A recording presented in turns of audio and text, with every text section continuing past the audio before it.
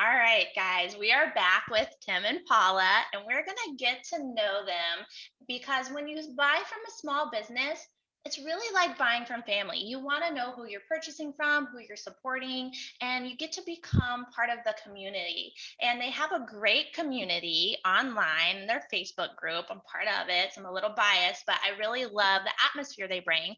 But we'd like to know more about what makes you you. So Paula and Tim, Tim and Paula, take it away. Paula, you go first. All right. Well, I actually am from Anchorage, Alaska. So when I say I love the snow, I'm not just, being weird about that. I do love the snow. I'll post photos, about my taking skirts outside, and I just love the outside weather. I moved out of Texas out of Alaska to Texas. There we go. That's where Texas comes in. When I was 16, and I actually moved to Corpus Christi, Texas, to do some schooling.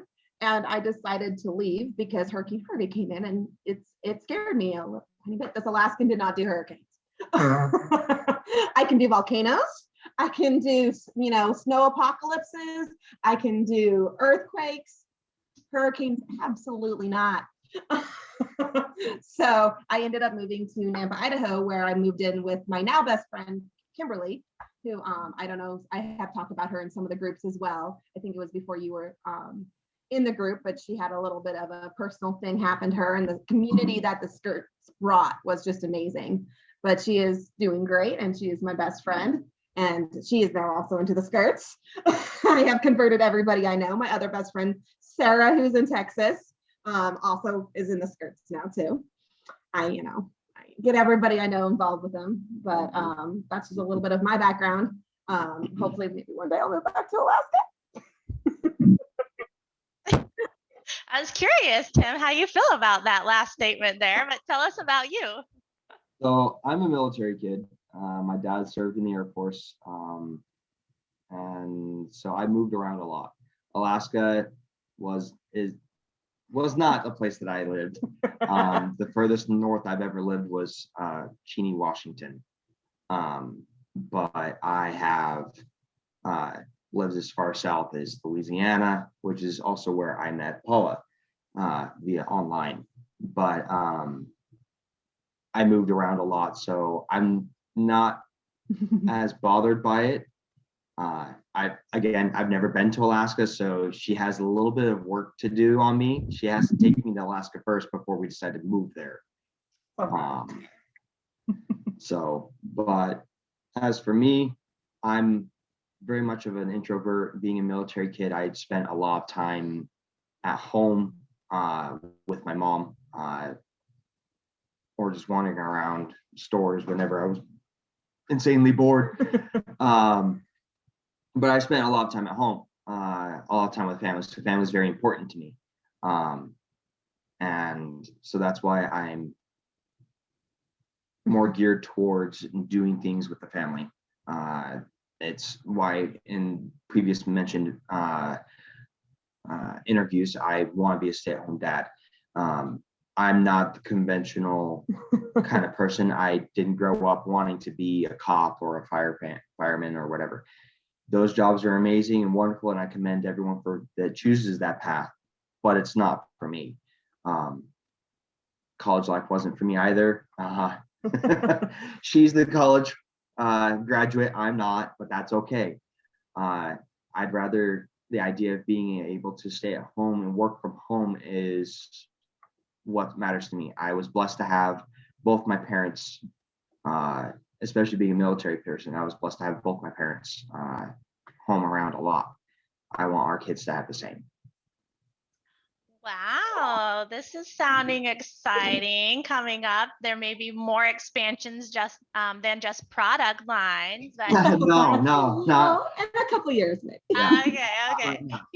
Future expansions. So I love this, just your bubbly personality, Paula, and you're outgoing, and you just match so well with Tim's, like more stay at home and relaxed and calm. And together, you guys just make this wonderful little family unit that you're creating here. So I wonder how you guys met and maybe how long you've been together, if you feel up to sharing. So we've been together for 4 years. we've been married for 2. In fact, we celebrated our anniversary on the 23rd. We hated each other. Yeah.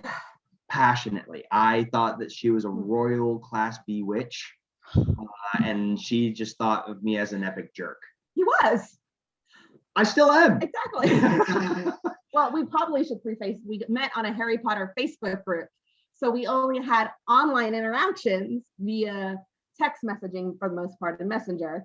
So we kind of just misinterpreted what the person said a lot as well. It goes along the lines of, so when your husband texts you, you can literally hear his voice and the tone usually associated with that.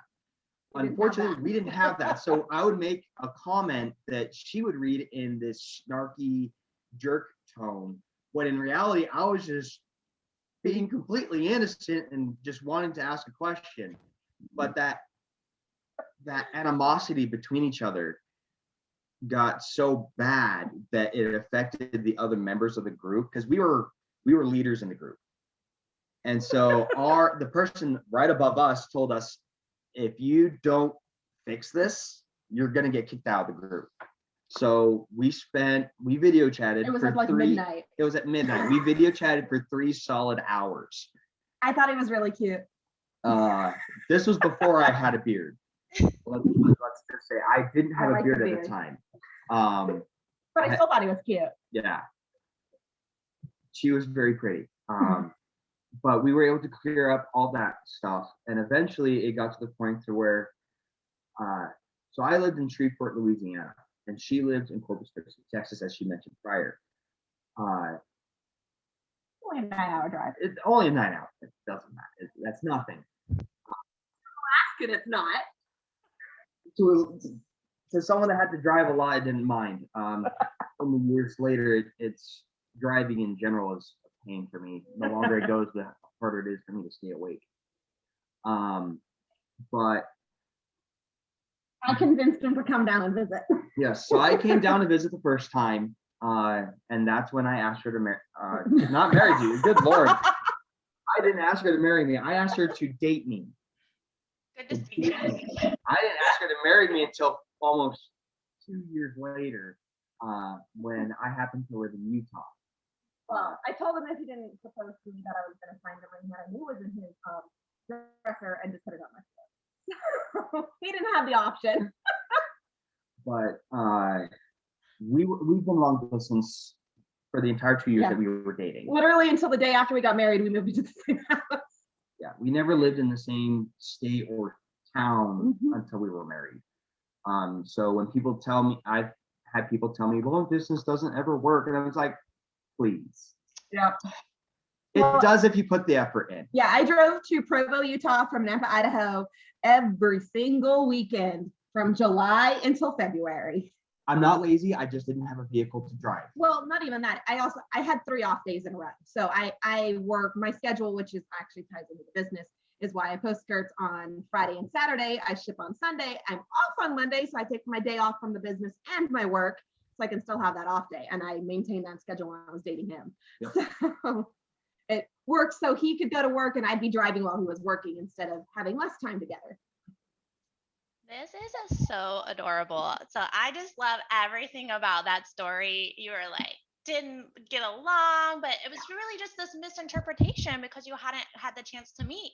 And then once you met, you talked for 3 hours. Obviously, there was some connection there. And then it just blossomed into this beautiful love, and how hard you guys work to like come together and across different states and different moves. Because it sounds like you started in Texas, and then it was Idaho, and Tim was in Louisiana, and then Utah.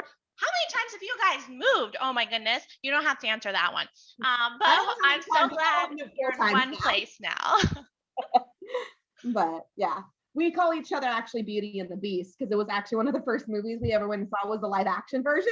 And so we have our little Funko Pop dolls of Beauty and the Beast, because they hate each other, and then they realize that maybe they're not so different. Totally see the connection there, and I think the nicknames fit well with the beard going on and Paula's real pretty hair. So I love it. You guys are great. Shoulder length when I met him. It's now down to my butt. Well, I like long hair, so we can be Mine friends. just goes on forever. I think you win. You win right now. You have more than me, but that's okay. I just love this. So, anything else you guys want to tell us about what makes you you? Well, in case you didn't notice from the Harry Potter Facebook group meeting, is we are very big nerds. We love to sit and watch our TV shows, anything that we can do around that, which is what makes business great. It's because we can sit and watch TV while I fold skirts and ship skirts and stuff. I am always watching something. We watch everything. We watch things together. I got him into Doctor Who. I'm yet to get her into Star Wars. I will get her. All right, she may not be interested in it. I will get her to watch them at least once. That is the Coming. You didn't ever finish watching Grey's Anatomy. The deal doesn't stand. No, you changed it to Doctor Who. Can we compromise with like the Mandalorian? It's kind of cute, and you can kind of sneak into the Star Wars theme, and then like once you've got her in, then you can just broaden And the to horizon. I already watched The Mandalorian with my brother, who is probably one of our, aside from my parents, who are huge supporters of us doing this. He's one of our biggest supporters. And we watched Mandalorian. My brother and I watched Mandalorian while she was at work because we were into Star Wars growing up. I know. I gotta lose my nerd card because I don't like Star Wars. You might. I earned my nerd card back when I started watching Doctor Who. So as far as like skirt requests, if you ever have like a nerdy one, I can probably find something to fit the theme. She will always keep an eye out.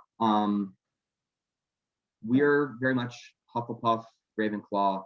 We like her nerd stuff. Kind of like what she talked on. I don't know. Other than that, I think that's pretty much who we are. Yeah. Well, I love it. You can see just like how you guys have connected over your love of different nerdy things. I think it's great. And it just, brings you together. You're both very creative too. I mean, I've noticed that through your business. So that side maybe connects you even further. So thank you so much for sharing about who you are so we can get to know you. And lastly, but not least, what's the best way for people to connect with you in your business? For me, you can always, like, if you're in the group, private message me. I routinely go onto my messenger and check for any special requests or any messaging requests to make sure that I don't miss anybody. So Tim, are we private messaging you or are we private messaging the Nomad's Caravan? How does that work? I prefer you guys private message me specifically, but I don't limit it to just, if you want to. I've actually interacted with people through the Nomad's Caravan messaging.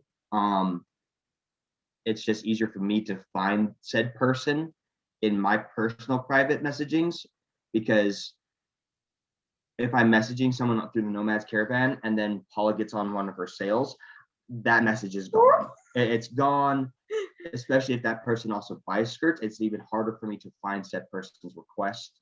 So I don't discourage it, but I encourage that you guys message me directly.